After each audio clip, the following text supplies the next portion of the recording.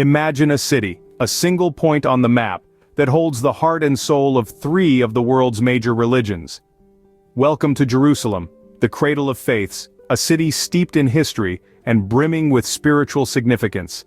This city's roots run deep, reaching back over 4,000 years, and it's in this ancient soil that the seeds of three of the world's major religions, Judaism, Christianity, and Islam, have taken root. For Judaism, Jerusalem is the site of the first and second temples, the holiest places in Jewish history. The Western Wall, the only remaining part of the Second Temple, is a poignant symbol of Jewish identity and perseverance. It's here that Jews from around the world come to pray, often slipping written prayers into the cracks of the ancient stones. Christianity, too, finds its roots intertwined with this city. It's within these ancient walls that Jesus Christ was crucified and later resurrected, according to Christian belief. The Church of the Holy Sepulchre, built over the sites of these pivotal events, draws Christian pilgrims from around the globe, seeking to walk in the footsteps of their Savior. Islam, though younger, is no less connected to this city. The Al-Aqsa Mosque and the Dome of the Rock, from where Prophet Muhammad is believed to have ascended to heaven, stand as testaments to the city's Islamic heritage. Every year, thousands of Muslims journey to Jerusalem, making it the third holiest city in Islam, after Mecca and Medina. So, we find ourselves in a city that is not just a city. Jerusalem is a symbol, a beacon, a touchstone. It's a place where history is not just learned but lived, where every stone and street echoes with the prayers and passions of the faithful. A city so sacred, it has been contested for centuries. But why is this the case? Let's delve deeper into the intricacies of Jerusalem's storied past, the disputes that have shaped its present and the hopes and challenges that loom over its future. History paints a vivid picture of Jerusalem's dispute, a city claimed by many, owned by none. The city's historical tapestry is a blend of conquests, empires and religions, each leaving an indelible mark on its landscape and ethos. Let's trace back to around 4,000 years when the city first emerged in historical texts as Jerusalem, under the rule of ancient Egyptians. From there it passed into the hands of the Israelites, who made it their capital under King David around 1000 BC. The city saw the construction of the First Temple, a significant site for Judaism, under King Solomon. However, the tranquility was short-lived. Over the next millennium, Jerusalem was besieged, destroyed, and rebuilt multiple times. It changed hands from the Babylonians to the Persians, Greeks, and Romans. The Romans in particular left a lasting impact, destroying the Second Temple and renaming the city Aelia Capitolina in an attempt to erase its Jewish identity. Fast forward to the 7th century, and the Islamic Caliphate took over. The Dome of the Rock and Al-Aqsa Mosque, two of Islam's holiest sites, were built during this period.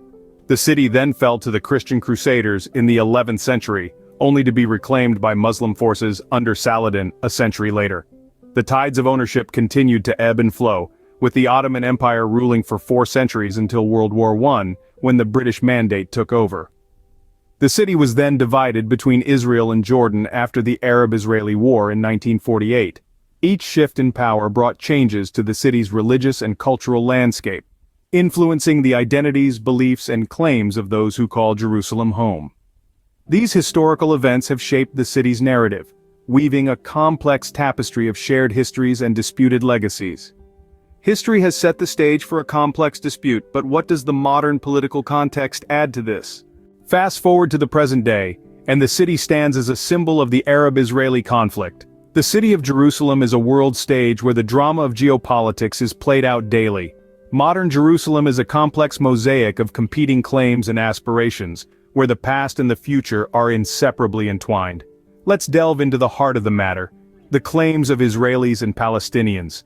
To Israelis, Jerusalem is the eternal capital, the heart of the Jewish nation, and the site of the ancient Jewish temple. Hence, for them, their connection to the city is not just historical and religious, but also a matter of national identity. On the other hand, Palestinians see East Jerusalem as the capital of a future Palestinian state. They point to the historical and cultural ties of Palestinians to the city and the presence of key Islamic sites such as the Al-Aqsa Mosque. Their claim is rooted in their history, culture, and the right to self-determination. This complex web of claims and counterclaims has caught the attention of the international community. Many countries have tried to mediate peace deals, but the core issue of Jerusalem's status has proven to be a stumbling block. The city's status is so contentious that most nations, while maintaining diplomatic ties with Israel, have refrained from recognizing Jerusalem as its capital. The United Nations, in its effort to find a resolution, has passed numerous resolutions on Jerusalem, most notably Resolution 242, which emphasizes the inadmissibility of the acquisition of territory by war, and Resolution 338, which calls for negotiations to establish a just and durable peace. The political landscape is fraught with tensions, but what about the people who call Jerusalem their home? As we'll see in our next scene, the city's residents are caught in the middle of these grand political narratives, living their lives amidst the echoes of history and the uncertainties of the future. Stay tuned as we delve deeper into the heart of Jerusalem, a city divided yet inseparable from the identities of those who inhabit it. In the heart of the dispute lie the people of Jerusalem, their lives intertwined with the city's complex fabric. The pulse of Jerusalem beats to a rhythm of diversity and discord, reflecting a city that is both a symbol of unity and a battleground of division. This conflict, steeped in centuries of history, has left an indelible mark on the city's cultural and social fabric. The city's residents, a mosaic of Jews, Muslims, and Christians, live side by side, yet often in separate worlds.